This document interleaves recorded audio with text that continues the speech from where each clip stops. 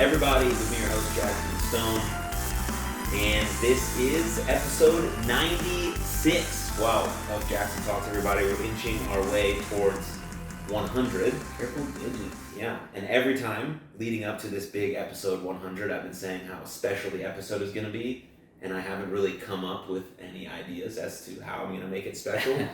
But I think I'm just going to sit on this couch where I always or normally record this podcast, and I'm going to talk about how I feel about reaching 100 episodes, what this podcast means to me, where it started, where it is now, and where it's going. So I think that's what's going to be episode 100. So if you are a listener and you come back every single Tuesday and you plan on stopping by for episode 100 and beyond, thank you so much already for joining us. I have an amazing guest today. If you were at the You Are Loved fundraiser, which we held on March 10th, 2022, there'll be more events and fundraisers coming up later in the year and in 2023. You saw my guest perform his comedy set, but today I'm joined by my friend Reno Ramirez. How's it going? Hey, 100 episodes, crazy. Wild, right? How many years?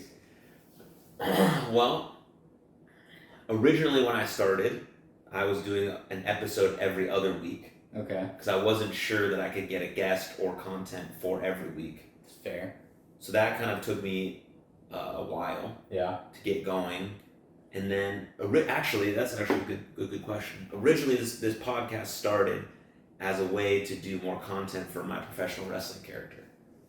So I was like still sort of trying to be like a bad guy in professional wrestling. Yeah. You know, that sounds crazy. And I was like having a kind of a conflict there about the stuff I was posting online about mental health and stuff. Yeah. And like trying to be this character that I was, which was Lights, Camera, Jackson, like this movie star character. Yeah, this villain. Right. Yeah. And so I was sort of having this internal conflict about it already, but I decided to do this podcast anyways. And basically I was going to have people come on and I was going to ask them questions only about me though. That's funny. So I was going to be like, so, Reno, like, what's your favorite Jaxon Stone moment? And I did, like, quite a few of those episodes, and then I, like, ran out of questions, though, like, in the first, like, three or four, 5 minutes of the episode, and then it started to turn out into, like, a regular conversation. We'd start to get, like, deeper into mental health and their story and who they were, and so it sort of just transitioned into what it is now, like, organically, but that was the original idea of this show. And that's a funny idea. I can see you come in as like a Jaxon Stone t-shirt, and then your coffee mug has your face is smirk. That's funny. Dang. Yeah. I'm on the wrong podcast. I should have went on that one. Should have known years earlier. Should have got you on that one. I don't even want to be on this one anymore. What? Nah, I'm just kidding. That's a really funny. Have you seen Between Two Ferns? Oh, I love that. It's comedy gold. It's unbelievable. It's comedy gold. The one with Barack Obama is my favorite one. Did you watch the movie though that came out? No, I didn't. I mean, it's hard to have a movie that's as good as those little clips. Yeah. Because those are like absolute genius. Yeah. The movie was, I obviously laughed a lot, Yeah. but it wasn't as good, even though it was like longer. But yeah. So that was the original Jaxon Talks, everybody, and now we're here, almost at episode 100. And it's not even close to that original iteration. It's something totally different. And I'm not even wrestling really anymore. Do you like where it went? I'm so happy with where it is. Because this, like, you know, I do quite a few things in my life, you know, but probably the top two most important endeavors I have are You Are Loved, of course, and this podcast. Yeah. And I think they both equally aim at the same goal. For sure. I know it's kind of still odd that podcast is named after my pretend wrestling name, but it's just that I built this, like, brand of Jaxon Stone, and people know me as that, and I think they also know me as Aaron, which you do. And I think, you know, now those things are kind of intertwined. They're kind of the same. They're kind of posted everywhere. Yeah, so I'm really happy with this. I'm like this part where we're about to have a conversation uninterrupted for however long is like one of the most joyful parts of my day because I'm not on my phone. Yeah. There's no distractions. I'm not thinking about anything else. Yeah. I'm not doing anything else. I'm just here with you right now. That's so cool, man. So I've only seen a few episodes is when you asked me. But like the idea of uninterrupted, unscripted conversation about just life is super cool. So I started a production company about 2-3 months ago. It's called Foods on Films. We're coming out with a bunch of stuff. Quick plug. Anyways, Futon Films. Futon Films. Can people find that now? No. So we're shooting our first short film. I'm actually shooting all weekend. I'm in a movie. It's a short film. I'm not producing or anything. I'm just an actor called Pain. Which is funny that you said you're playing this villain guy and that you're a super nice guy. I'm also playing a villain guy this weekend and acting on screen and everything, which is like the opposite of me. I'm like the most nerdy, dorkiest dude. Like I walked in, I saw all the Marvel stuff, and my nipples got hard. It was wild. And but like so I'm playing this, but the whole premise of Futon Films, we're shooting a lot, and everything's written by me. For example, this first film is called Stuck, and it's about sleep paralysis. It's a horror short film. It's gonna be about 15 minutes long. And it's where the mind goes whenever they're dealing with sleep paralysis. And so it's just a quick one. It's like small emotional stuff. But the whole reason why we even started this, me and my friend Jurgen, shout out to Jurgen. He just got back from London. Hate him a little bit. But we talked about this for a long time, and we said we miss the days in like middle school or high school when you're with your best friends and you're having a sleepover and it's like 2 a.m. and one's on the couch sleeping, one's on the floor, and you guys are having 2 a.m. conversations of like, hey, do you believe in aliens? Like, what do you think happens when we die? Like, those types of conversations where it's like, not just how's the weather or did you see what LeBron did last week? It's more like, man, what do you think your favorite color, mine being yellow, means about you? Like those types of conversations. And so Futon Films represents that atmosphere. We're not flashy. I mean, this ring has tape on it to fit my finger. We're not flashy at all. We're very chill, relaxed people, and everything we're going to produce is the same, mindset. Right. So this podcast idea of just sit down, let's talk about something deeper than the weather. Fucking love it. It's such a cool, and it's hard. This is possibly the hardest form of content. You think so? Yeah, because it's real. I had this conversation with Jurgen again. This is when we started a few months ago. So you see a lot of the big YouTubers online, right? You got your David Dobrik's, the Paul brothers, all these guys. They're bigger than life, right? They're like, their name is bigger than life. Their videos. If you saw them walk down Broadway on top of an elephant juggling, you'd be like, oh, that makes sense. Like, that's not real. You know what I'm saying? Yeah. So, like, but a content where it's just 2 people, 3 people, however, and they talk about, this and this, that's difficult because, number one, you have to find people willing to do so or stupid enough to do so, like me. And number 2, you have to be vulnerable. And being vulnerable is possibly the most difficult thing, in my opinion. I went on a huge tangent, and it went like 4 different ways. I love it. You didn't stop me, and I don't appreciate that, man. I'm not going to stop you in a train of thought ever. Yeah, okay. It's like half my stand-up. I go, half the show I did on the fundraiser wasn't even written down. Yeah? Yeah, I went up there and I started, and I was like, I'm going to talk, see how it goes. Okay, I have a lot of comments about everything you just said. Okay. I have this weird fear that I didn't press record on the thing, so I'm going to look at it quick. Okay, we're good. Oh, we're still man. here. We're keeping rolling. That's not going to be taken out at all. Because I did not remember anything I said. Yeah, I try not to edit anything. Yeah. From this podcast. Like Ben is the guy who edits these videos.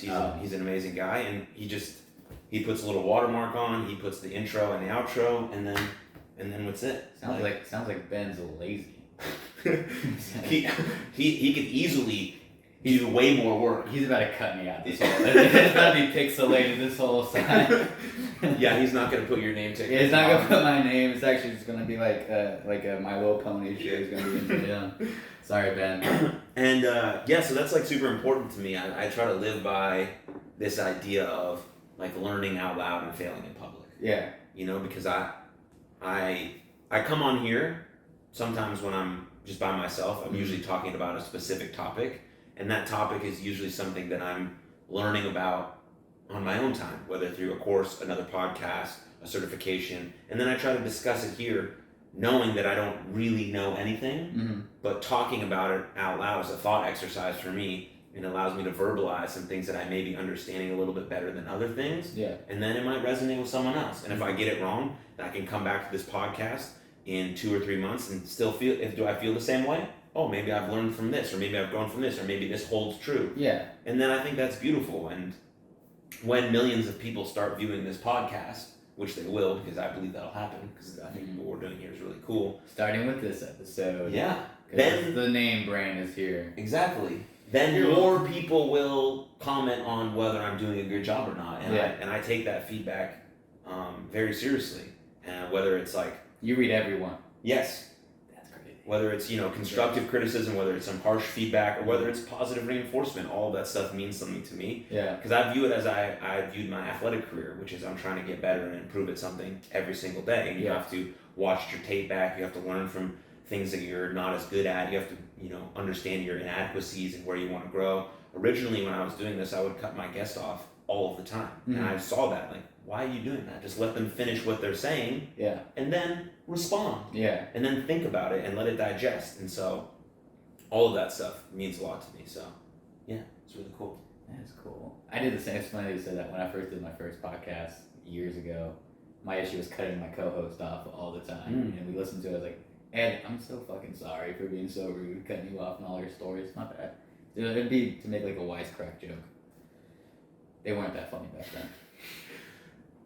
But because we do that in real life when we're having a conversation with someone, right? Yeah. We cut them off. We're not meaning to be mean. We just have something to say and we want to say it. But this podcast gives me the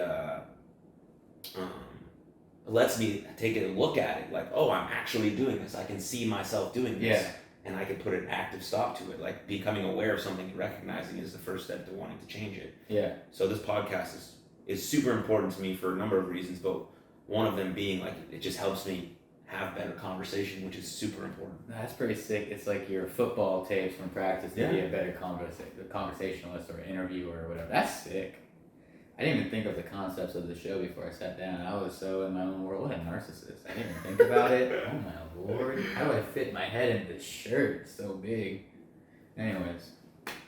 Thanks. But we're gonna circle back to everything that you just said about what you're doing, what you're writing, your comedy career. But I do start this podcast off in a very specific way. We kind of just got rolling, which is awesome. My bad. Go for it. But the first initial question usually leads to some good conversation. It's kind of the underlying theme of this podcast. Mm-hmm. And it's specifically important between two males. You talk about vulnerability a little bit and how hard it is, but I think it's also one of the most courageous things. So Reno, if you can answer this question honestly, if you choose to, that'd be great. How are you doing? Like, for real? Like right now? Like, a little right now? A little sweaty from the nerves, but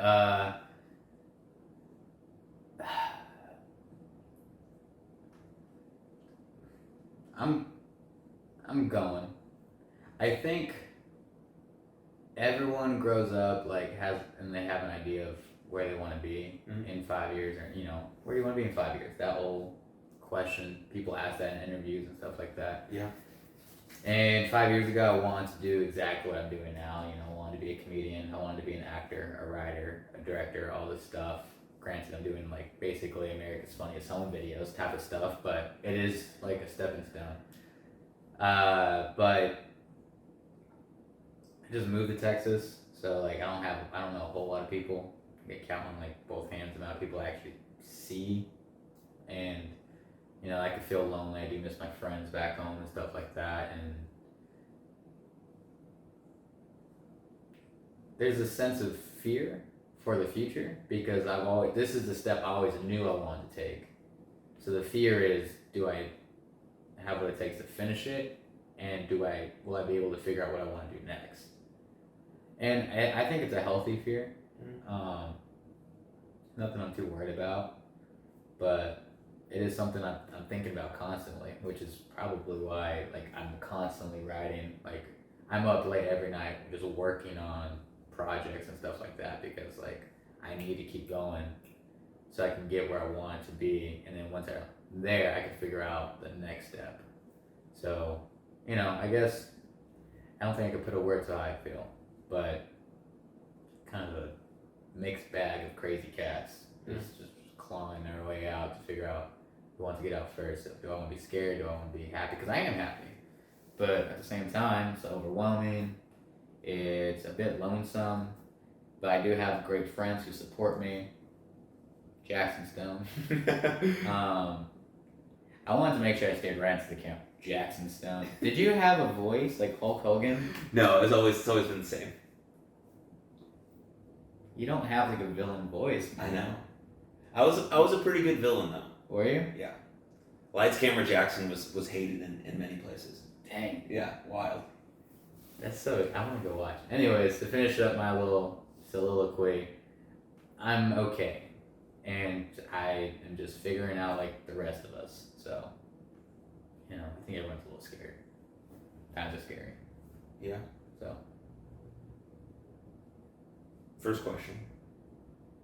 Where are you from? Originally Los Angeles, California. Mm-hmm. I was there until I was about 14. Moved to Ada, Oklahoma. It's a small town. There's about a goat and a church and 12 Mexican restaurants. And then about 2 years ago, I moved here. Why'd you move here? I was a little kid with a little dream.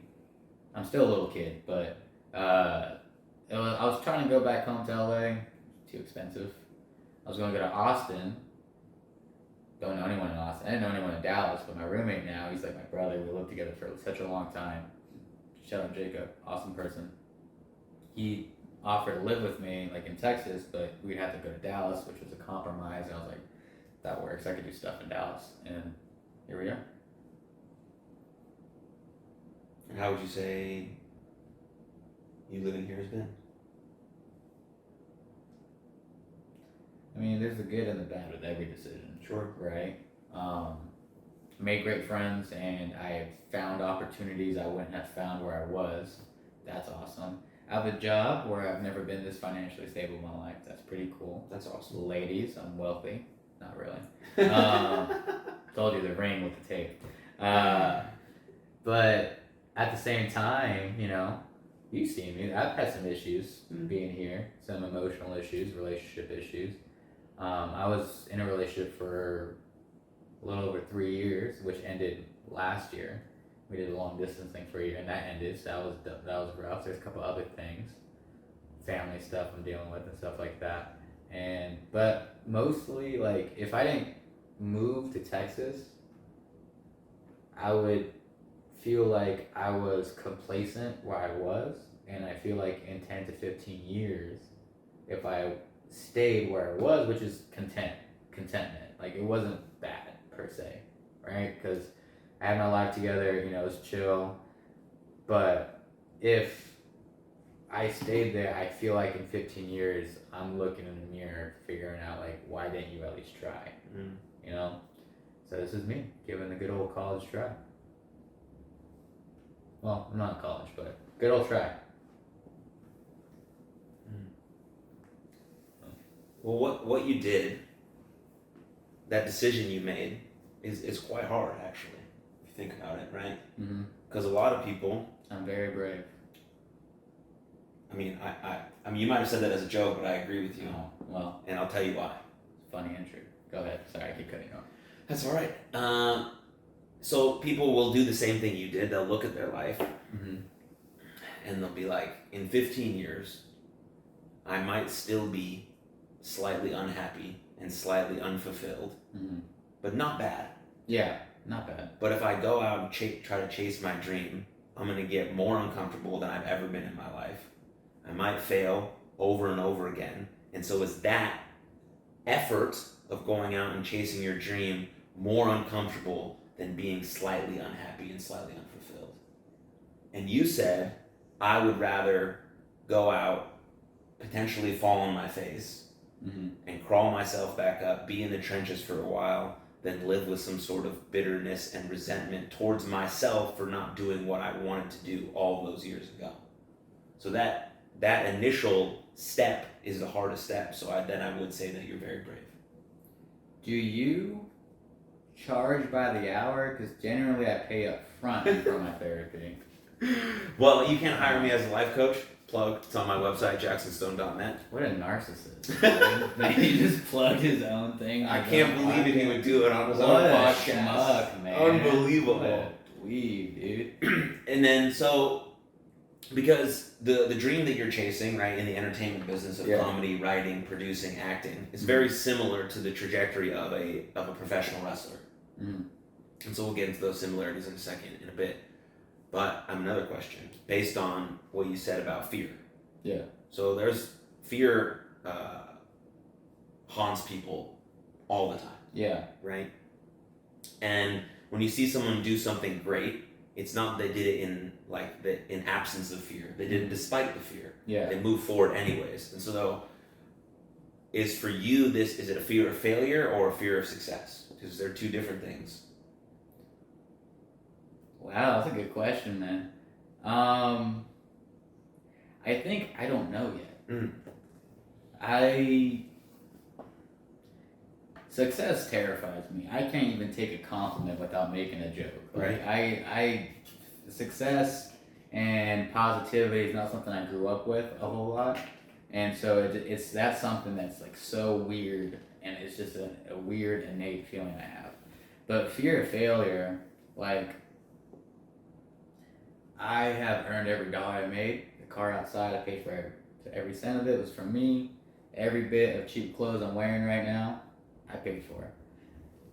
And I always made sure I was comfortable before making said purchases. The reason why I bring that up is because if I fail, that's also because 100% of me.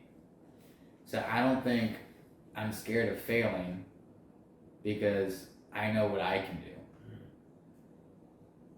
And I don't really expect to fail since I've been out here. Now, before I moved here, I was terrified of fail. I've never dipped my toes in the pool before, but since I've been out here, meeting people like you, giving me shots, meeting people like the other owners of mics and stuff, and letting me do gigs, meeting people like Brighton, who's the director of the film I'm acting in, meeting people like Jurgen, who let me build this company, I realize that I am talented. And I don't believe I'll fail. I believe I'll succeed. I believe I might change as a person and I'm not going to like who I become. Like, those are real fears because you see that happen to actual people who do these things. But I don't think I'm scared to fail because I don't believe I will. It may take a while. Like, it may take longer than expected to get where I want to be, but I'm confident I'll get there. Well, it's impossible for you to fail now because you started. So you've already succeeded in a sense. I thought you were going to say that because I was on this podcast. No. There's a million of viewers. No, I mean, we'll bring you back on when we both have Jaxon Stoners. Substantial more viewers. Do you have a fandom name? I don't. I'm shooting for Jaxon Stoners. I mean, it is 420, so we could say it is 420. Jaxon Stoners. Okay. In the comment section, I think we should take a vote on what the fandom should be called. All 17 of us. I'm just kidding. Maybe. Who knows? I don't know. More than mine. But yeah. So you've already done it. Everything now that you're doing is icing on top. So I'll give you like a hindsight view. Yeah. So I was a professional wrestler for about 6 years. I recently decided that I won't be actively in the ring competing as much as I used to be. And so it gives me a chance to like look at my career. And initially when I started wrestling, I only wanted to be in WWE. That was my only goal. Yeah. So if you asked me 4 years ago if I was a success, I would have said, no, I'm not in WWE. I haven't main evented WrestleMania. I'm not the world champion. Now I look at my career with all these things that have happened in my life and the new direction I'm taking. I look at my career now and I'm like, wow, that was amazing. I dreamed since I was 12 years old to be a professional wrestler. Yeah. And that's exactly what I did. I performed in front of people as a professional wrestler like 500 times or something like that. Yeah. Some in front of 2 people, some in front of over 1,000. Regardless of that, looking at it now from the rear view mirror, it's like, wow, that's amazing. And now if I had that view kind of the whole time I was in the trenches with the professional wrestling, I would have probably been able to enjoy the moments a little bit better. But I was so enthralled in wanting to go to the next thing that I wanted this. I wasn't happy with what was happening. And I think that happens a lot with people who are ultra competitive, who kind of obsess over this one thing that's like made them who they are. And so my identity for a long time was a baseball player, and then it was a professional wrestler. There was nothing in between. I never found out who I was until I had to. Yeah. And so now I look at my career and I'm like, wow, it's amazing. Like, the only reason I have any people following me or caring about what I do is because it was I did a professional wrestler. Yeah. Now I'm transitioning into all this other stuff, and more people are coming and seeing my stuff and all of these great things. But everything was because of wrestling, because I went out in my sparkling underwear, created a fake name, and just did what I loved. And so what you're doing now, you're already doing what you're loving. You've decided to make that leap into it. So whatever happens now is icing on top, is the cake. Because it's beautiful regardless. I'm not crying, you're crying, dude. I'm scared I'm not crying. But I wish I could force myself to cry. That would be perfect. There's been crying on this podcast. So. Oh, really? Oh, yeah. I'm gonna go stub my toe or something. No, you're absolutely right. I think the way you phrase it, like you can't savor the moment because you're focusing on the next one. Yeah, that's exactly right. So there was a moment at the fundraiser. It was afterwards. After my part, Jack Moody came up. He was incredibly funny. He's been on this podcast. I love him. He's great. Much. He's the best. So while he was up, my friend Jessica and Ed, they were there. They're my siblings basically. And like Jessica, she's always like my older. She just grabbed my hand. She's like, Reno, I need you to take a deep breath right now. Just like take this in. And I was like, thanks, because I wasn't going to. I was like listening to Jack. I was having all this adrenaline. I probably was hitting on the waitress poorly. And I was doing like all this other stuff where my mind wasn't like, this is cool. This is like a cool thing that happened. So, and I appreciate you saying that, because you're absolutely right. When you get caught up in, not just a dream, but like what you feel like you're meant to do, you always want to do that thing without taking a step back to look at what you've done already. And that's tough. I don't do that often enough. Granted, I'm still fairly new, so maybe in like a year I'll start taking a step back. But no, I think you hit it right on the spot. On the spot, Jaxon Stone. Jaxon Stoners. Because for me, it's never been a fear of failure. Like I've always been someone, if I try, great. And if I try something, I'm doing it 100% without. And if it doesn't work out, all right, cool. Yeah. So my fear is mostly now is fear of success. Yes. And I think it comes mostly with my nonprofit. Like, what if You Are Love becomes something really big and I can't give people the personal touch that they need?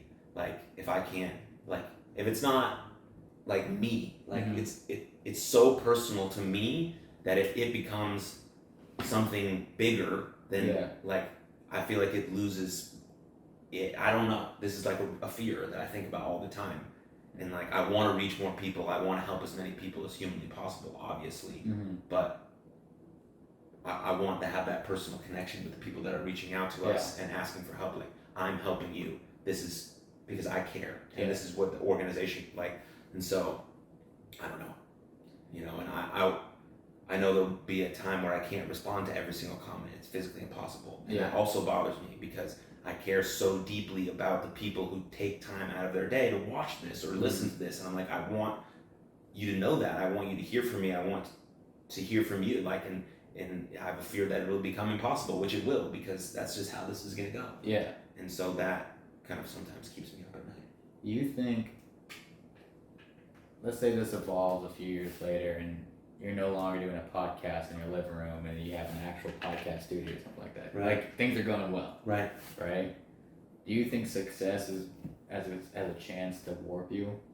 Because that's my biggest fear. It's like, I get big enough and I'm no longer Reno Ramirez. I'm like Reno, and it's like just that. Like, that's like, I'm a character 24/7 now. I'm no longer me. Yeah. Does that ever faze you? Sometimes. Yeah. Because when my only goal was to be in WWE, I only wanted to be famous. Yeah. That was it. I wanted fame. Yeah. I wanted fame. I wanted WrestleMania. I wanted then for people just to give me acting opportunities. I just wanted fame. Yeah. And now, like, looking into it, looking into fame, looking into the person behind that, like, they deeply struggle too. They have the same feelings, thoughts, emotions as everyone else does. They just happen to have a really cool job that people seem is cool. Like, whatever. I think being a plumber is fucking cool because I've had them come over to my house and fix things that I have no fucking idea how to fix. And they're just like, boom, boom, ba, ba, ba. And I think that's sick. It is. And like someone fixing my car. If my car breaks down, I don't know what to do at all. And it becomes this like machine that I don't get. When it works and it's going well, I'm like, oh, I know how to do a car. But when it breaks down, what? Why is that person not applauded, right? And so then we look at these people in the entertainment space and they struggle with the exact same thing. And so now I don't want to be famous at all. That word is removed from my vocabulary. If I become more influential, that's cool. Because I'll still be posting the exact same stuff. I don't really want to change from doing this podcast in my living room. Because this is where I live and this is where I think about things the most. And this is where I want to have my friends and people that I care about or random people come over to my house and have a conversation. And I've also decided that this podcast will never have ads. Ever. If people want to support the podcast, they can go to Patreon. If not, this podcast will be ad-free forever. And if I'm dumping money out of my pocket for the rest of my life to get this edited, to get the camera, I'll do it because it's that important to me. And so I care about just doing it and it being real and raw. And when people see this podcast, and if they see this podcast and they meet me in person in real life, then they feel like I'm the same. And that's really important to me. So I care about being influential, about influencing people with my work and my content so that more people can feel uplifted the way I do. More people can feel inspired the way I've felt inspired by the stuff that I've read and listened to. And so I think about that more often than it changing me, because I used to be someone that I'm not proud of. You know, in college and a little bit in my pro wrestling career, I've done things, said things, acted a way that I'm not proud of. And I'm very open with that. And so I don't want to be that person anymore. So that kind of scares me. Maybe reverting back to some of these old ways that I've basically transformed myself. And so that I think is, if that answers part of your question. It does. I get it. I used to be a person, I was completely opposite. I mean, the jokes were still there, but a little more hateful. Like, I was a really rude dick in college. A lot of rude stuff, bad stuff. But, like, I don't know. I talk about, like, what I do with, like, my mom and stuff like that. And she always jokes around. It's like, Rena's going to come home in a Lambo and stuff like that. Which, I can't drive stick, so probably not. But, I can't either. I can't do it. I just talked about the car. My first car was a 99 Honda Civic. Sweet. And I was, I don't know, I was 17. I got my license late. And that was standard. And I drove it for about 6 months until I got an actual car that normal people drive. I judge people with stick shifts. I think they're ridiculous. I think they're unnecessary. Like, there's so much talent though. No, you're right. You're absolutely right. People could drive the standard without any qualms. They could fuck off. Being so talented and like all their brain can work all at once. I imagine they're solving like algebra in their head as they're doing it. Like, it doesn't make sense to me. But anyways, I don't know where I was going. I just went off on a joke tangent. You talked about your mom. Oh, I told my mom that I'm gonna come home like with a Lambo, or she'll say that, come home with a Lambo and stuff like that. And she'll just put all these like huge glamorous thoughts. And when I told her I got this acting gig, she was like super excited about it. She's like, I'm so happy for you. You're gonna be big, name on billboards, which less billboards, more like Instagram stories, but like, you know, same thing. Yeah, same. And it's scary because like, you know, the reason why I am the way I am is from like shitty beginnings, right? If I continue to succeed, which I think I am, and in manner of speaking, baby steps. Mm-hmm. If I continue to go the way in 10 years from now, when I wear, you know, rings that I don't have to tape up, it'd be like, I don't know if I'll still be me, and that's what terrifies me. That's your fear. I think I'm talented. I think I'm special in a way that people Like, there's a lot of things I suck at. There's a lot more things I suck at than I'm good at. That's being human. But I think what I'm good at is something super cool. And it's something I've always been proud of and I've always wanted to use. But the only reason why I'm good at this thing is because of how I was brought up, regardless of how many issues there were there. So once if success hits me the way I want it to, it may not. I'm not saying it's going to happen, but it may not. Like, what if I'm no longer me? And that's terrifying. That's actually scary. Like, or is me? What if I become even more shallow than I am now? I only date women who are at 6'3" or above. So I'm very short, and I want D1 babies. So they gotta compensate. So I'm talking Statue of Liberty height, Brittany Griner. I don't know how tall Ryan Reynolds is, but I don't care. He seems tall. If I have to look up, I'll call it good. That's about it. But yeah, no, I'll date you. I'm 6'2". Dude, Reed can kick my ass. Reed can actually whoop me, dude. Shout out to Big Dog. Is that what you call her? Yeah, that's what I call her. Dang. I call her Big Dog. She calls me Big Dog. Were you guys in prison together? Is that like... It just like came out one day when we were hanging out, and I was like, she just kind of liked it, and then I don't know. So that's what our names are. Reed, there's enough room for Jesus, I promise. No, I'm just kidding. She's lovable. Yeah, and she loves you. Good, I love her too. I think she's great. I was talking to Kat, this mutual friend Kat, or no, who was I talking to? I was talking to somebody, and we were talking about like that whole girl group. I was like, you know who I don't hang out with enough? Just in the girls. It's like Reed. I don't see her often because she's with you. She has a whole life, whatever. That's cool. But no, she's really fun. She's amazing. Biased, but I mean, yeah, she's only made my life and like exponentially better. So since I met her, it's hefty. And when this episode comes out, which will be May 17th, we're recording it on 4/20. We'll have known each other and been together for like a year. Yeah, because we matched on Hinge in May.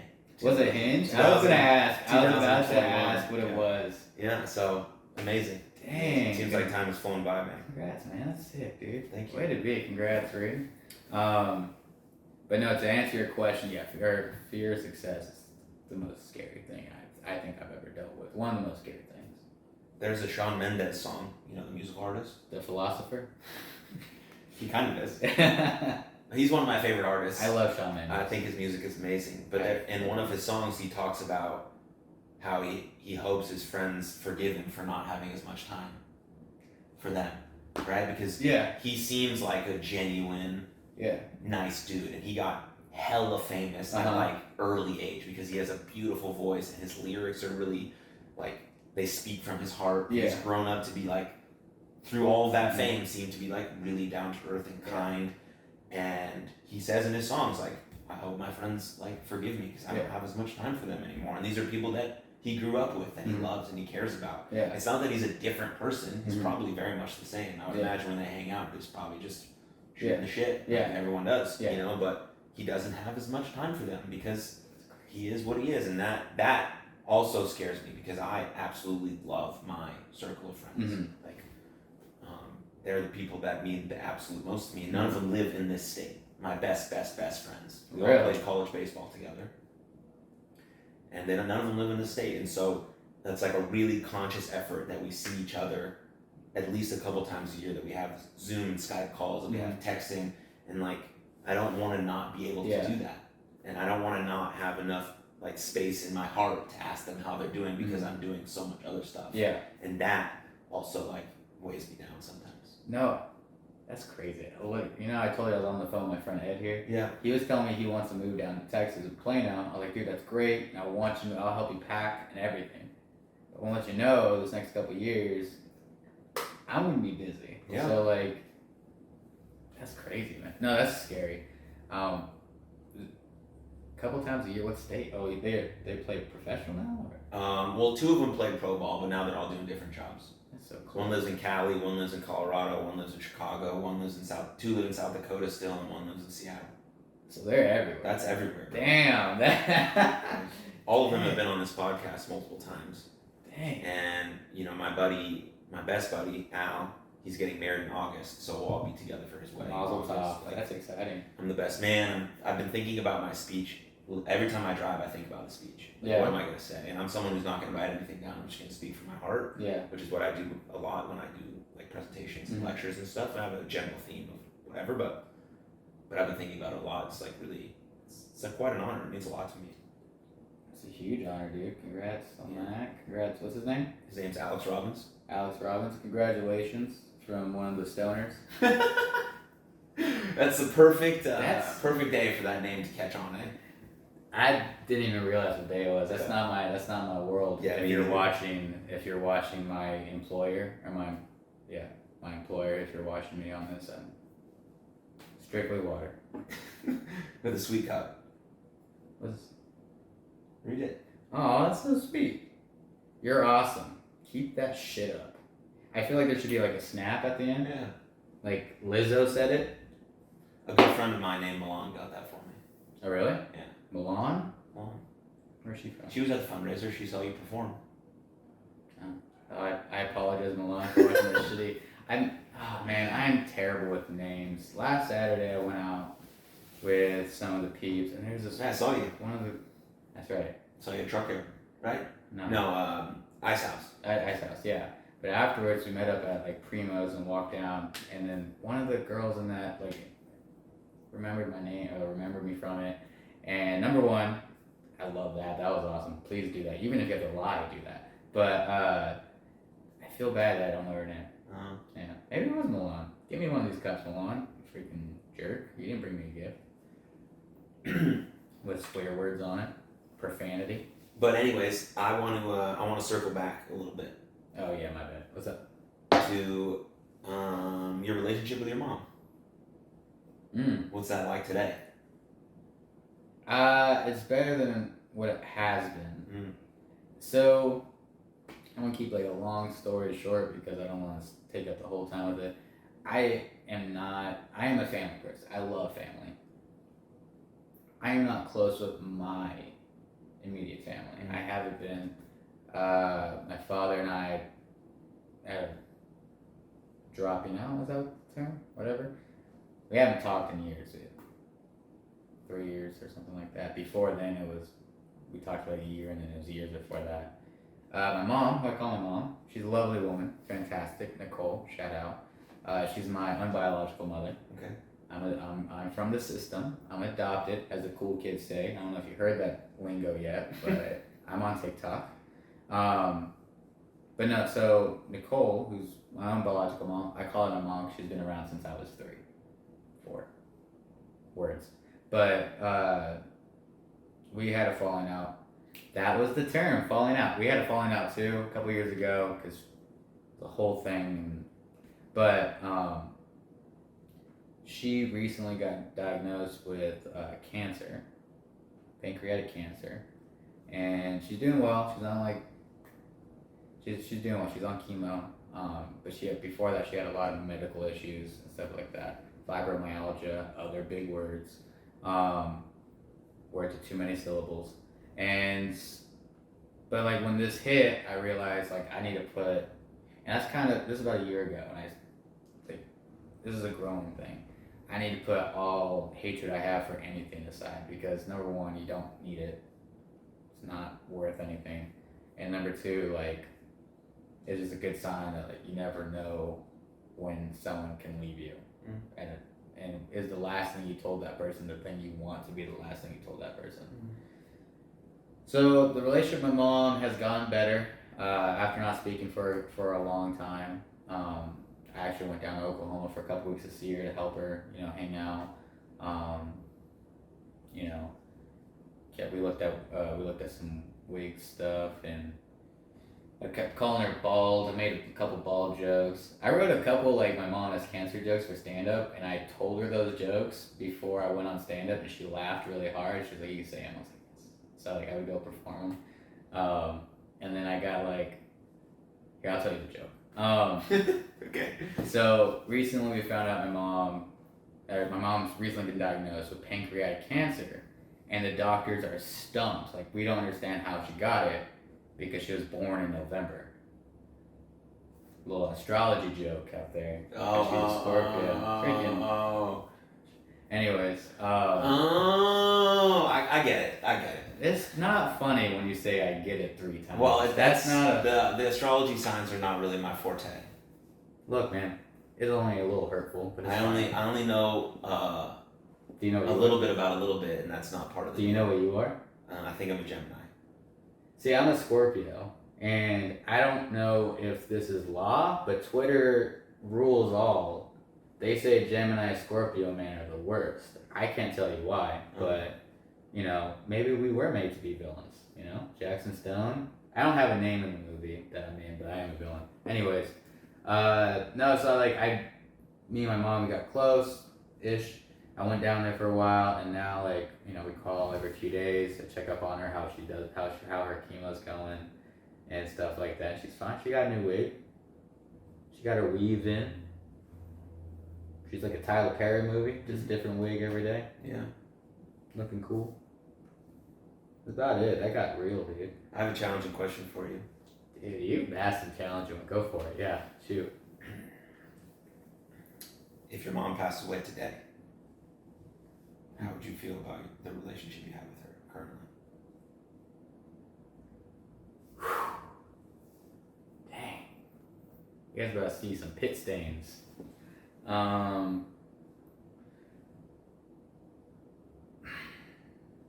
My life is a work in progress. My relationships with everybody, you, everyone I meet is a work in progress. Yeah. If mama passed away today and I got the phone call, at first I'm gonna break down and cry, like a little nerdy boy I am. And then after that, I'm not gonna be happy with the relationship I have with her now, but I will be happy knowing that she knows that I love her, and I know that she loves me, and we didn't have to hold each other's hand while she was passing away. So the relationship is not great. It's not even close to being great. I'm gonna be completely honest. I have been not the best son, and I don't want to kick her walk you down, but I don't believe she's been the best mom. But she's never disrespected me. She's never hurt me. She's always had my back. Same, vice versa. So I wouldn't be happy with the relationship, but I'm not gonna be sad about it. I won't dwell on it because I know what's important. We love each other. She knows that. I know that. There's nothing else that needs to be said. There's no more apologies. Everything's forgiven on both ends of the war. Like all white flags are up. So, you know, there's gonna be things I would want to change, things I would want to said. Sure. Yeah, but you want that now while she's still here. Yeah, but you can't change what happened. You can't change what happened. You can only move forward with it. And that's why I don't bring up the past. You know, we've forgiven each other, and now we just talk about. I don't know. She's seen everything on Netflix, so we'll like watch it, or we'll talk about the newest season of Peaky Blinders or something like that. I need to watch that one. I've never seen it. I just lie to her. She's not watching this. She doesn't know. She's gonna watch it. Dude, she's a stoner. She is a stoner, actually. She be smoking the gun. She get a card when you're in chemo. I told her she's turning into a little pothead. Oh, because yeah, in Oklahoma you just need a medical card. Right? Yeah, a medical card or like a bigger backyard. Oklahoma is the most like nonchalant. They don't give a shit. I've been pulled over, and this is not a flex. I don't flex. Like obviously, ever. But like I've been pulled over within the last 5 years, probably like 6-7 times for minorly speeding. It's like 5-10 miles over or something like that, or something stupid, and they just let you go. They don't care. No one cares about anything. People shoot guns in their backyard, ride horses down the street, eat Brahms 3 meals a day. No, they don't care about anything of it. Anyway, Brahms is awesome. Yeah, but not 3 meals a day. No. That's filling up your arteries and your stomach, dude. That's bad. No, my mom. What was the question again? I went on a joke tangent again and I blacked out. Yeah. Too many jokes came up. I apologize. I do that sometimes with serious situations. I can't help it. Okay, thanks for thanks. All right. I don't remember. No, I was just asking you a very serious question. Because I think about that a lot with like the loved ones we have, passing away. Yeah. And the relationship we have with them and cultivating precious moments that we have now with them and assuming that people are doing the best they can with what they were given, even if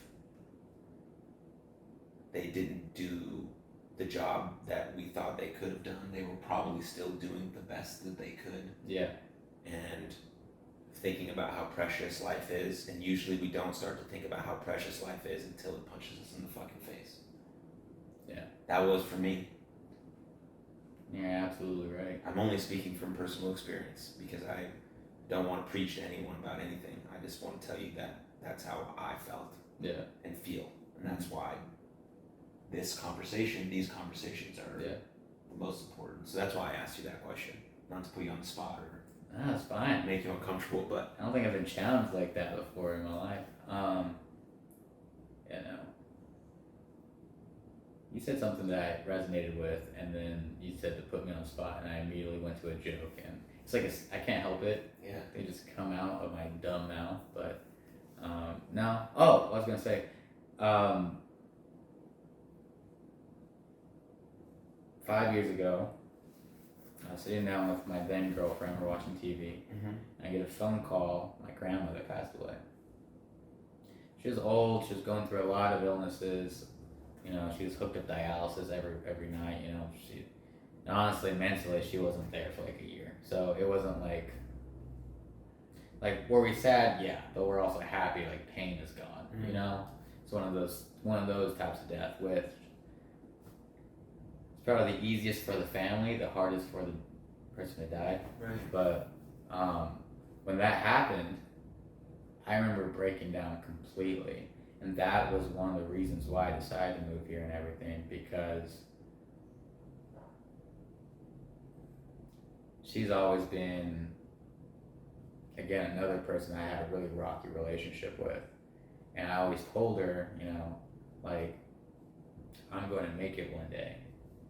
And she was my biggest supporter, even though we had this rocky relationship. And it's made me feel like no matter what happened between her and I know that she's going to support me from wherever she's at.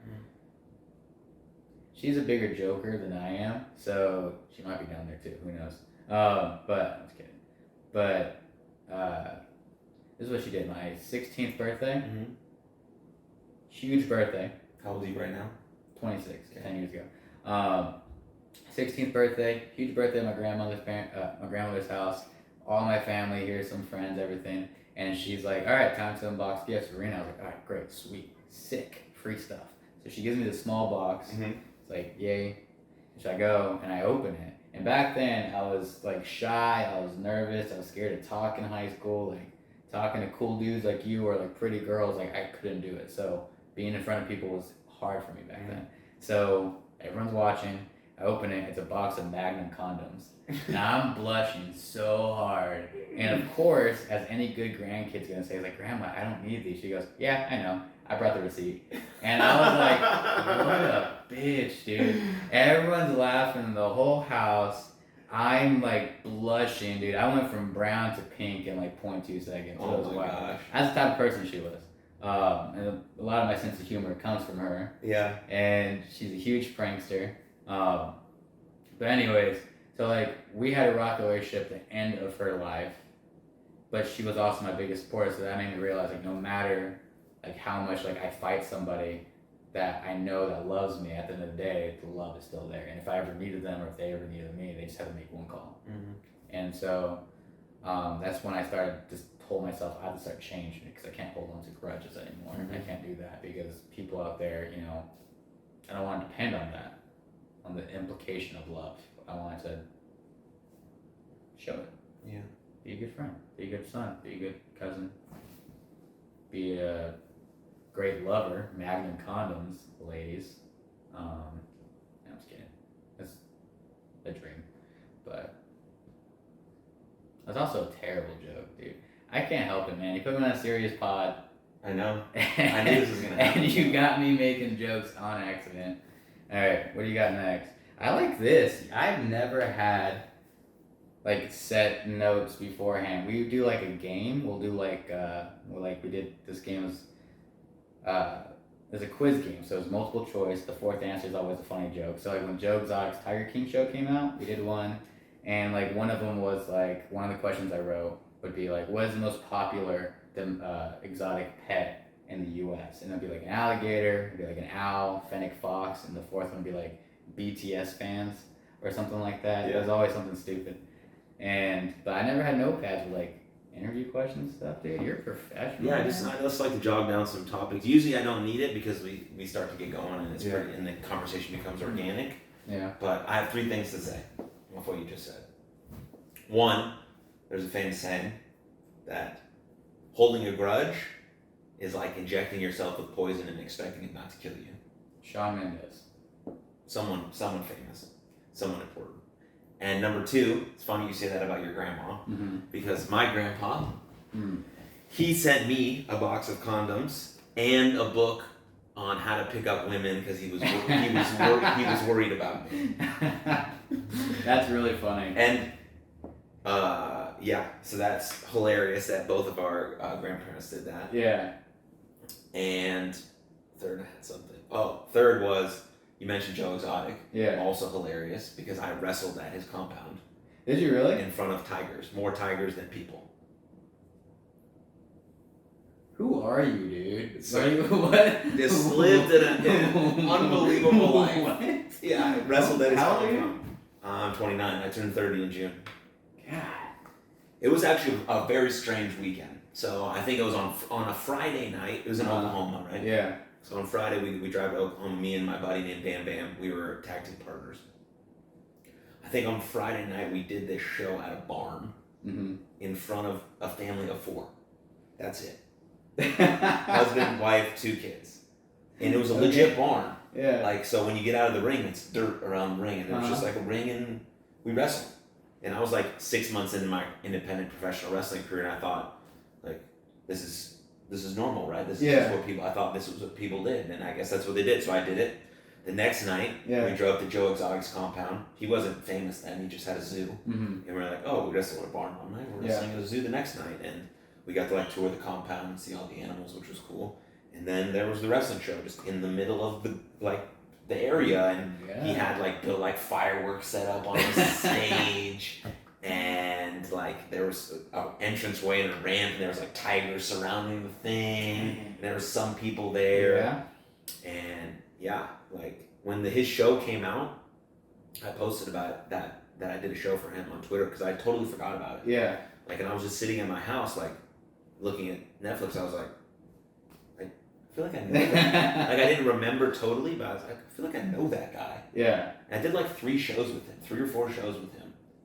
And so I tweeted about that I was there, and then I got like a bunch of messages from Vice wanting to interview me, and it was like this wild. Dude, that's sick, man. Wrestling in front of tigers. What an audience. Wild, dude. And that happened in like 2015. 15 or 16. You were 6 months in, you were saying? And I just like didn't know what I was doing, and wrestle in a zoo for a creepy guy with a limp. Getting paid $20, right, to barely wrestle. Yeah. You know, whatever. But that was cool. It was like when I look back at it now, I'm like, wild times, dude. That's a sick time. That's also kind of terrifying. But I mean, cause you're a big, strong guy, but you can't outfight a tiger. No shot.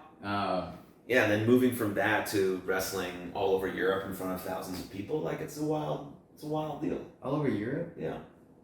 I'm Reno Ramirez. Apparently, I've never met you before. Holy shit! What? Yeah, I don't like talk about like my. That's just like that would be my opener every time I met anyone in the world. Hey, what's up? I'm Aaron. I've wrestled everywhere in Europe, so buy me a drink. That's funny you say that because I just started doing jiu-jitsu. Of course. Like 2 months ago. And that's awesome. I love it. I love something that's really hard. It makes me uncomfortable.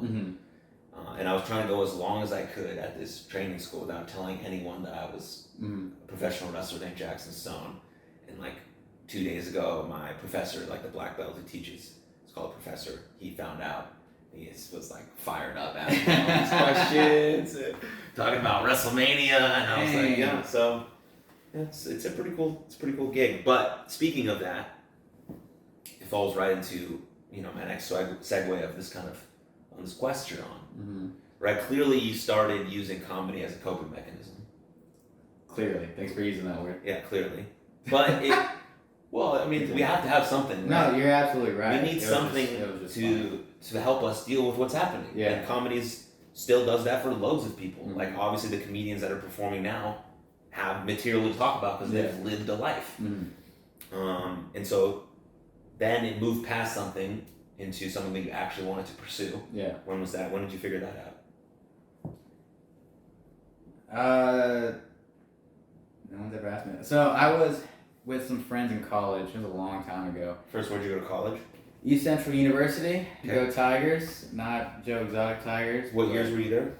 I was there from 2013 to 2018. It's like I'm a 3-time dropout. I'm the king of being a terrible student. Did you graduate? No, not at all. I just never went. I used to hang out with a really wrong crew before I met a really good crew, but by then it was already like way too late.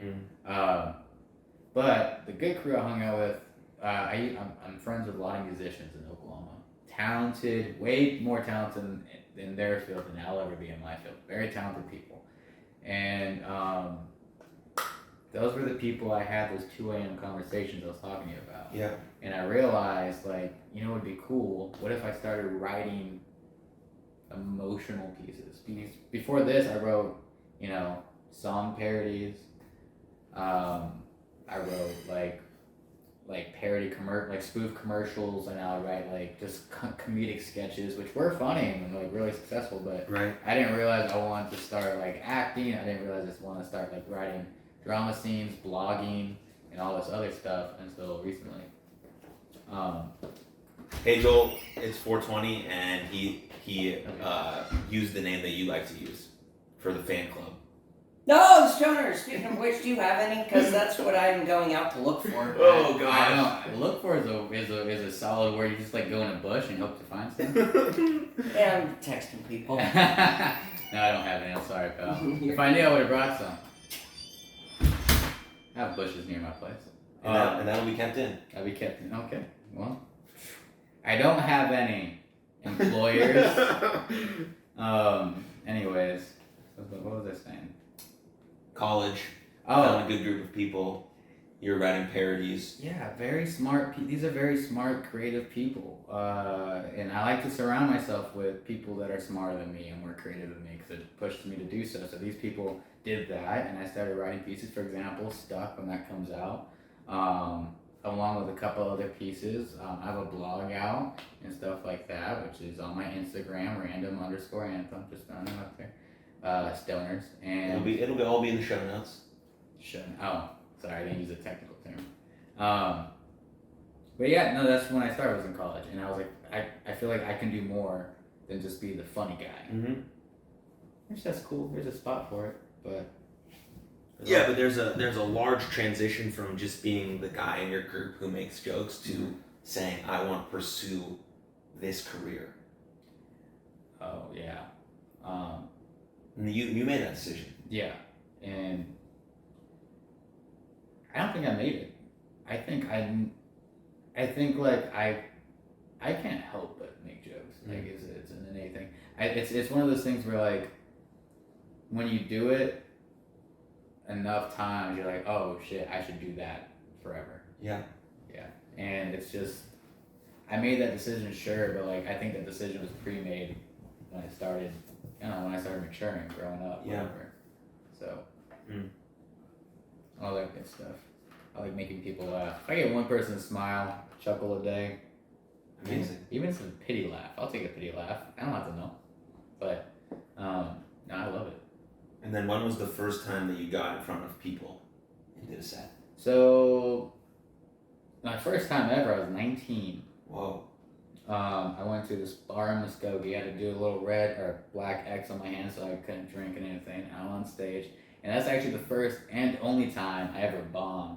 I did a joke, and I don't necessarily remember the joke word for word, but the joke was about how we look up to these football players as our modern day gladiators, but we make fun of Peter Pan even though they wear the same clothes.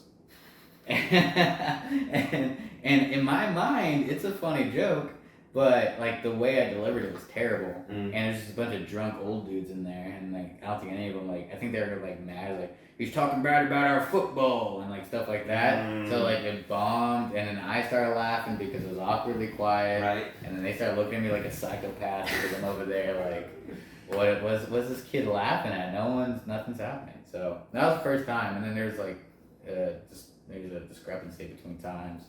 You know, I was in a long-term relationship, and I jumped back into it a couple years ago, and here I am now. And At now, the Jaxon Stone podcast. yeah, I gotta get close to the mic. How often are you performing now?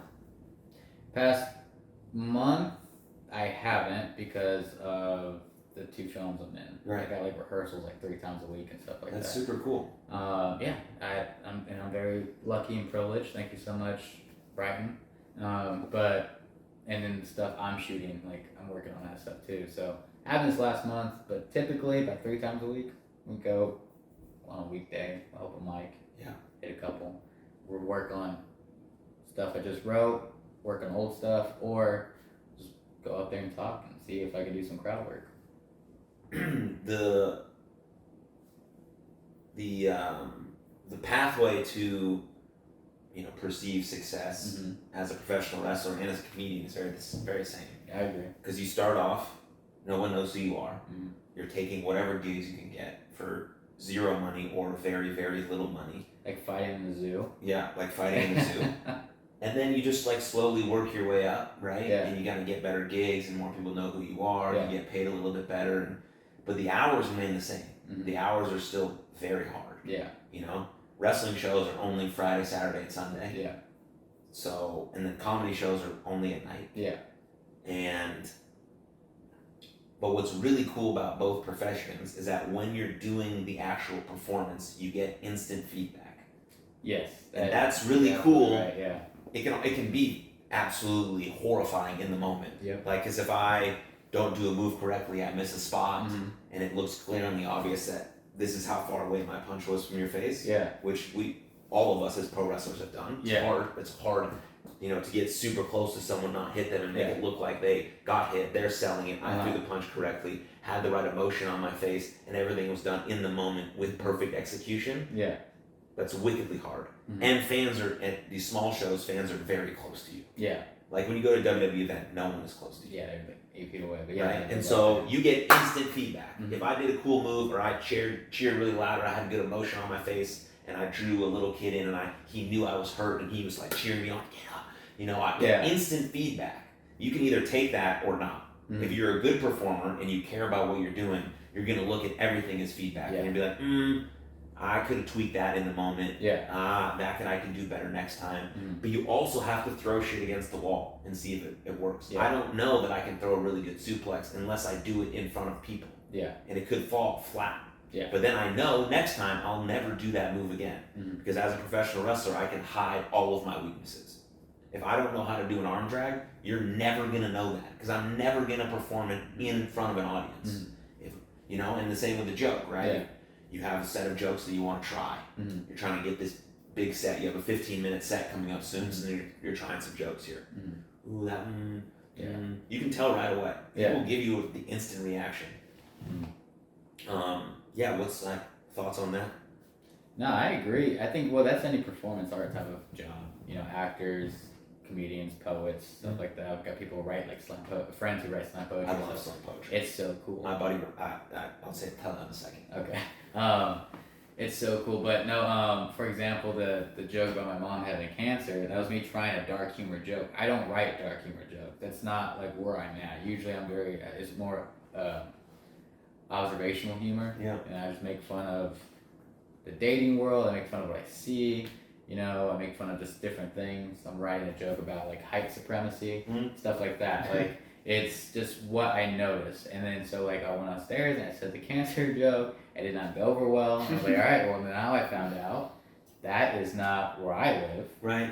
So the same way we do the suplex, it's just that's any creative form of profession, like in art. If you're a painter, If you used to doing landscapes and you try something abstract and then you just don't sell the abstract, maybe don't do abstract to sell. Maybe just do it for fun.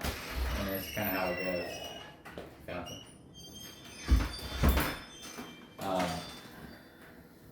But that's kind of it for. I think when it comes to performance art stuff, I think the scariest bit is trying new stuff. Yeah. I think a lot of like, and it's gonna sound really dumb, but a lot of YouTubers and TikTokers, like I know they struggle because they only get views from a certain type of video. Yeah.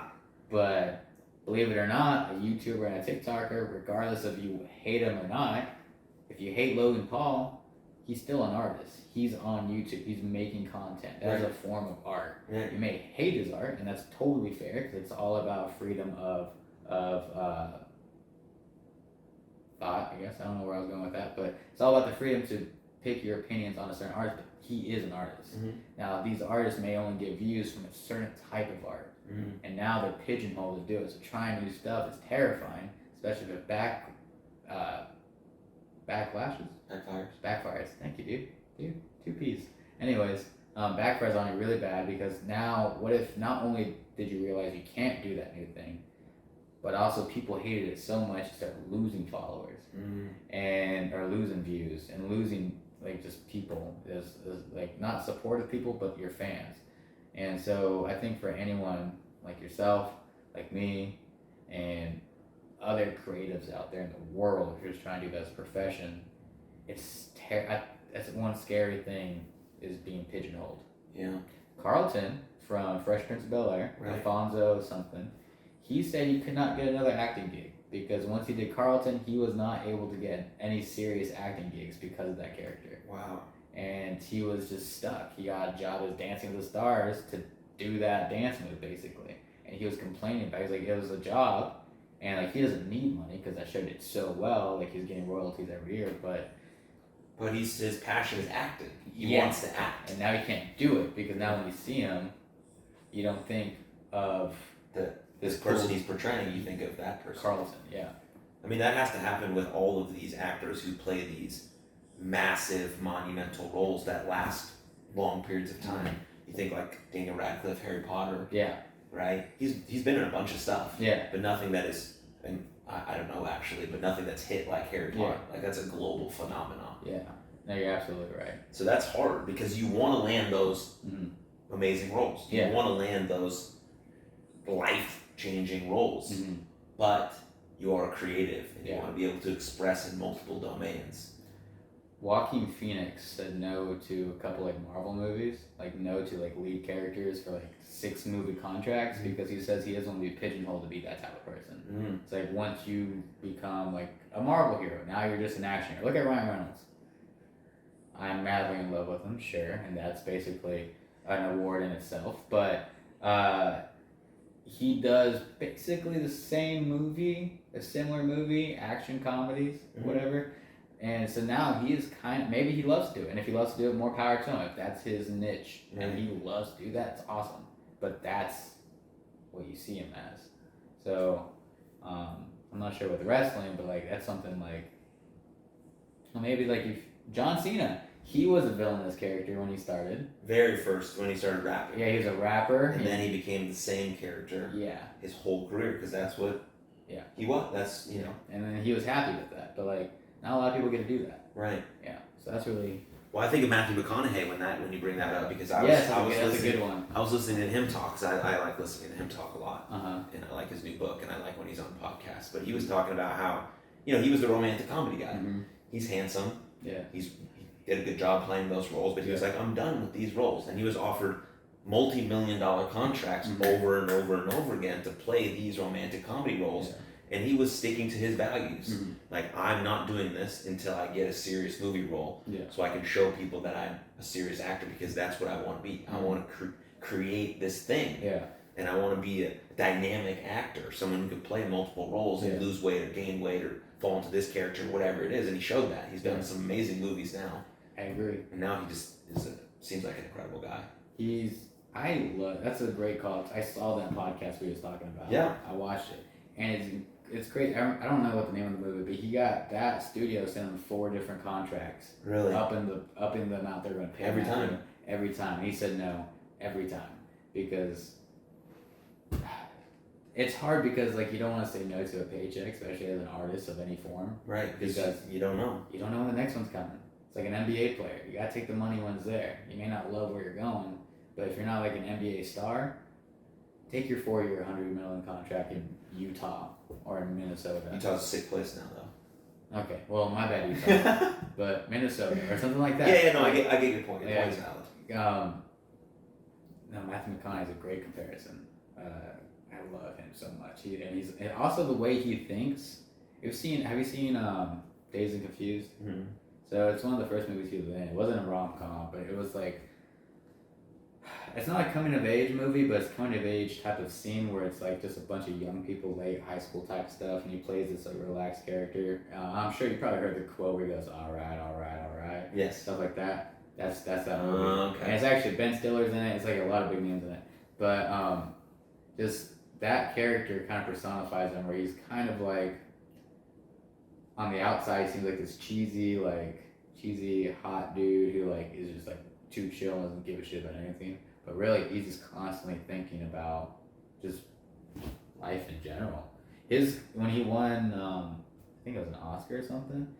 That was one of the most motivational speeches I've ever heard in my life. Where he was talking about like the person. He's talking about 3 people he picks from, but the third person's the one I resonated. It was like the person I chase. And it's not like a role model or anything. It's me in 10 years. Because even in 10 years, when I get there, I'm still chasing that person in 10 years, so I'll never be satisfied. Yeah. That was like, I loved it.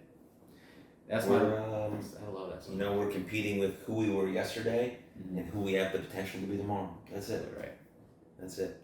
I have a wrestling question. Yes. Because you brought it up earlier, and I'm just like curious now. Okay. I've never had a wrestler friend. When you wrestle and like when you're fighting, what percentage? And I don't want to ruin this for anyone watching it, like. That's okay. But what percentage is it choreographed? That's a good question. So we know ahead of time who's going to win and lose. Okay.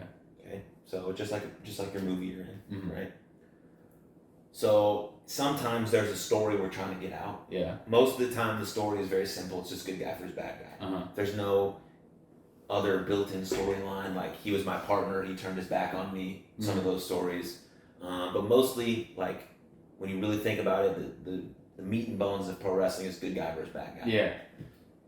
And so when we're planning a match, we know the ending because the ending portion is very, very important. Mm-hmm. Like the last 2 minutes is really important because mostly that's what people are going to remember. Yeah. Right? They're going to remember who won and they're going to remember kind of how it happened. Okay.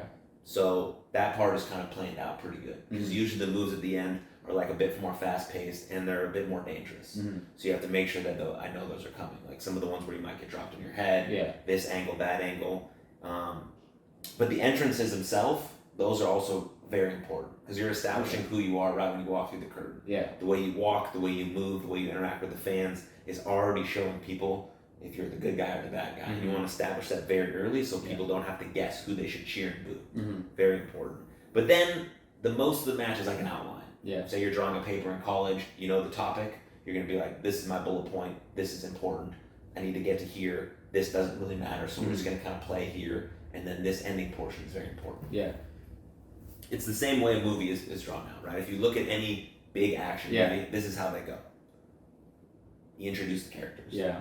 The good guys do a lot of cool stuff. They show you that they're really cool. Yeah. They beat up the bad guys. They do all this stuff. Oh, sick. Yeah, they're all rocking and rolling. And then the villain gets introduced and he does something nasty. Yeah. He does something nasty and he breaks that good guy down. Yeah. And you're like, oh shit. The person I care about is in peril. Yeah. So that's when you try to draw the fans in. In the movies, people are like, oh, what's going to happen? Yeah. Like, is the bad guy actually going to win? You want to put them in disbelief because most movies end good, right? So you still want to suspend that disbelief a little bit, like, ooh, is it really? Bad guy might win. So then you have these like hope spots from the good guy. Like they're crawling back, they got it, no, they smash back down. So that part is kind of improv in the ring. Okay. Because we're feeding off the crowd. Like if they start getting up and chanting, I'm gonna start coming back, and then the bad guy's gonna crush me back down. Yeah. So I bring the fans back down. They're like, shit. Yeah. When is Jaxon gonna fucking get up? Yeah. You know, and then you start to build it, and then all good like Marvel movies do it really well. They have this like big comeback scene from the good guy, like when Thor lands in Wakanda and he lands Yeah. That's the comeback. Yeah. Everyone's like, oh, Yeah. we're gonna win! You know? Yeah. And that's basically what a comeback is, Yeah. right? I have my set of moves, I do my comeback, everyone's fired up, I'm juiced, I'm ready to go. And then there's the end, right? Then there's the falsies, like, ooh, he's gonna win, he might win. Ooh, you go back and forth, and then eventually there's the winner. Okay. And usually the bad guy will win by some sort of dastardly tactic, cheating, someone outside help, and the good guy will win clean with his move. And so that ending is kind of up for discussion depending on where the story's going to go or but that's how basically the match arc goes. So you're just like taking someone on a roller coaster. The actual physical part, that's ad-libbing most of the time. We're talking throughout. Oh, are you really? Yes. So we're improvising. Like if I move you a certain way, you know what I'm doing. I see. You're used to this body. So if I throw your arm over my shoulder and I put my hand under you, you're going for a suplex. You know, they're just going to land on your back. I see. But we talk to each other as we're moving, so no one can see it. So if I'm punching you in the face, I'm like, hey, go to the corner. Yeah. And you're selling and you're moving to the corner. And so it looks like it's organic. And then like the stuff that's like intricate where there's a lot of running and jumping, we've called that. So we know where we're going. Because I can't talk to you if you're on the other side of the ring. Hey, Reno, duck 2 punches. Yeah. I'm not going to do that, right? Yeah. So we're talking about that stuff when we're close. If say if I have like a wrestling hold on you, like a chin lock, a wrist lock, whatever, I'm saying, and then we do it, and then we have the whole thing, and then there's spots where we're laying down, and we're resting, we're breathing, we're letting people digest what happened. Same in like movies, like it's That's very intricate, crazy, and that all of that can happen in a 5-minute match. Oh, you have to think about all of that, and now think about if you're wrestling for 35 minutes.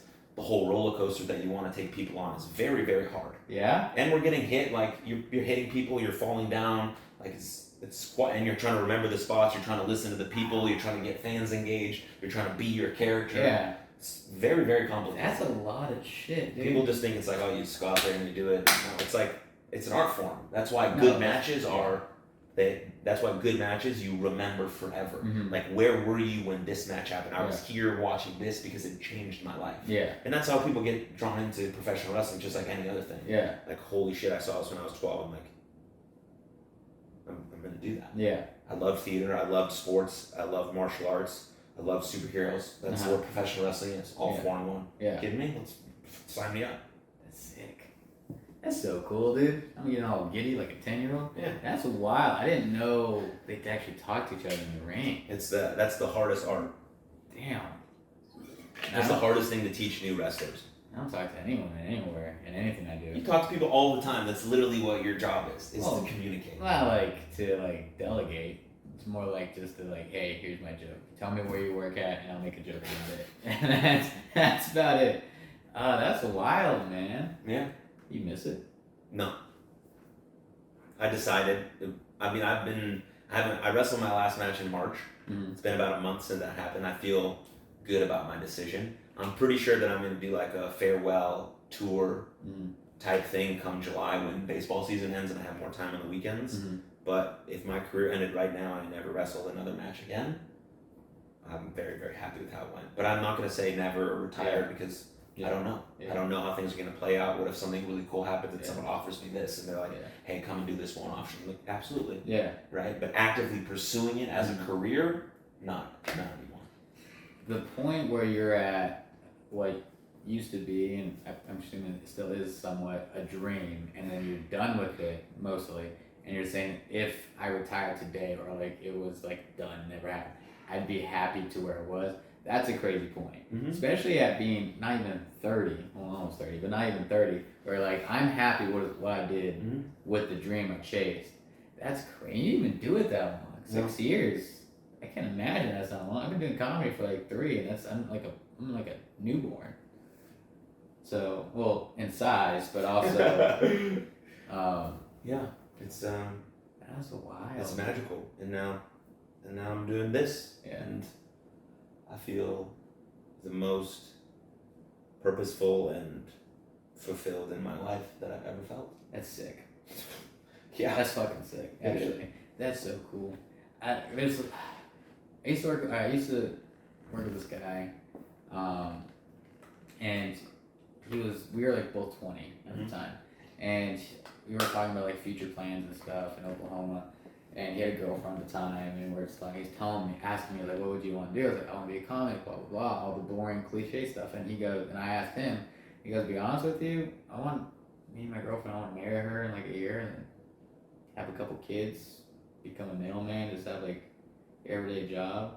And it's just it's cool, like the different levels of bliss everyone has. Yeah. And that's pretty cool. Like with you being done in 6 years and like I'm happy. Yeah. And him like, well, he has like 14 kids. It's cheaper by the dozen.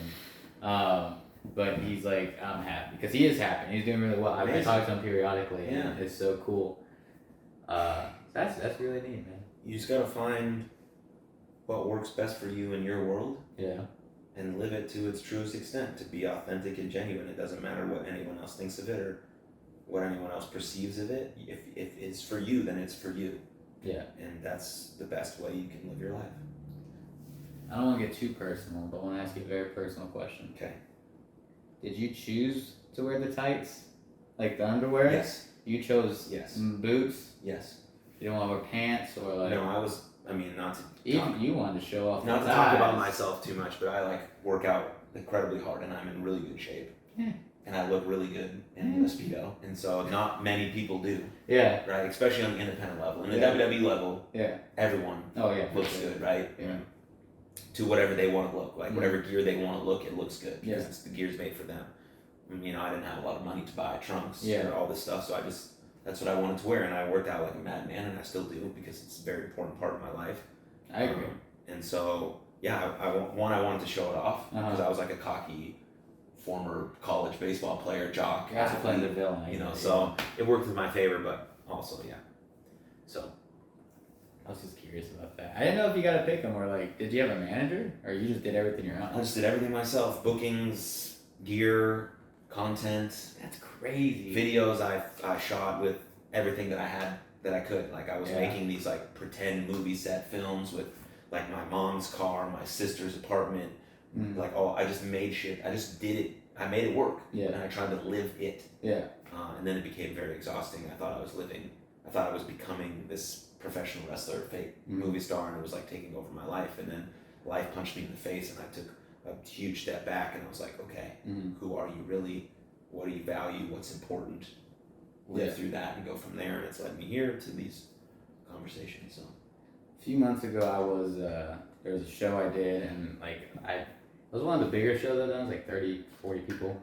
So there were like a lot of people, and it was a longer set. It was like 10, 12 minutes, and that's long. And people were laughing. Like people were generally laughing. And at that moment, I was like, wow, I'm like I made it. Like I made it. Yeah. Did you have that moment, like in the middle of you doing something? Like, did you like suplex someone, the crowd's going wild or something, and you're like, this is sick. Like, this is where I wanted to be when I was a kid.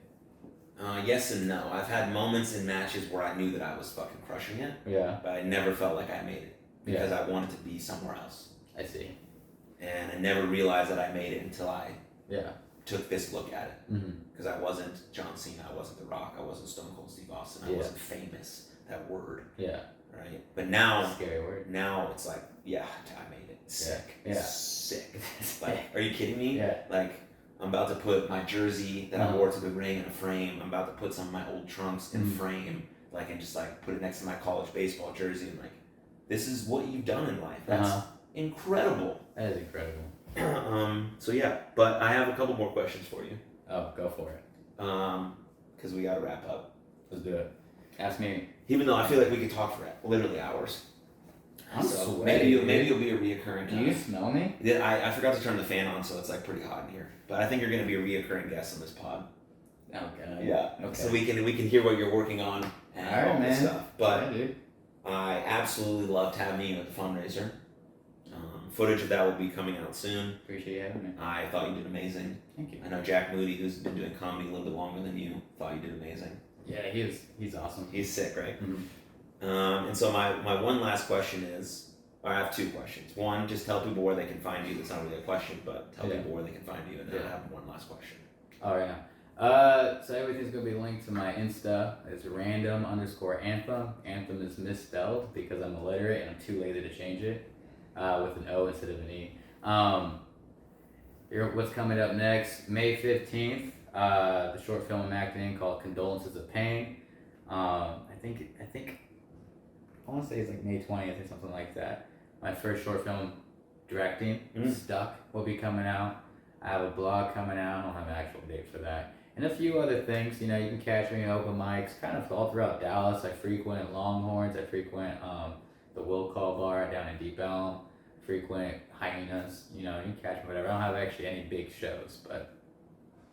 Amazing. So you have something on May 15th that's coming out. Yeah, it'll be my first professional acting gig. Yeah. Amazing. This comes out on May 17th. Oh. Yeah. And then May 20th, your deal Stuck comes out. My directorial debut. Yeah. Sick. Yeah, dude. That's a good 3-4 days right there. Dude, I'm pretty sick. I gotta make up for being 5'7", so like this is pretty sick, man.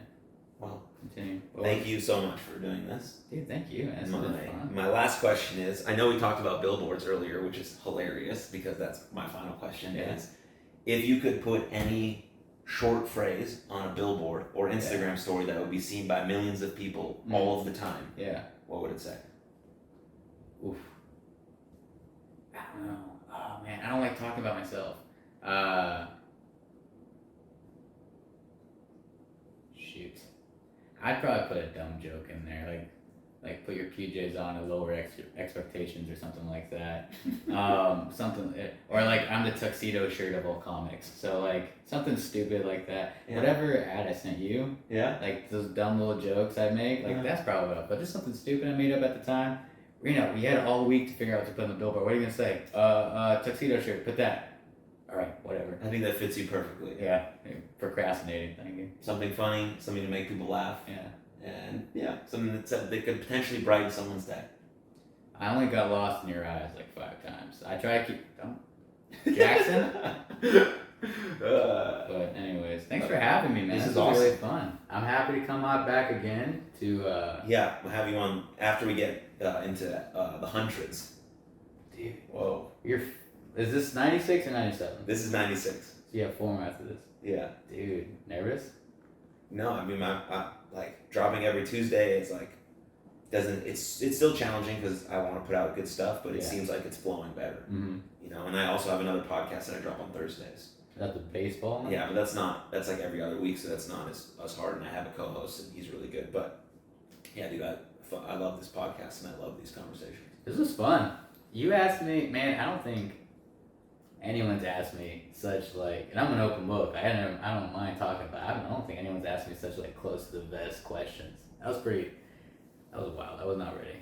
Thanks for answering honestly. No problem, man. Thanks so much. Thank you for watching. Follow Reno. Check out all of his stuff. Please, it's gonna be awesome.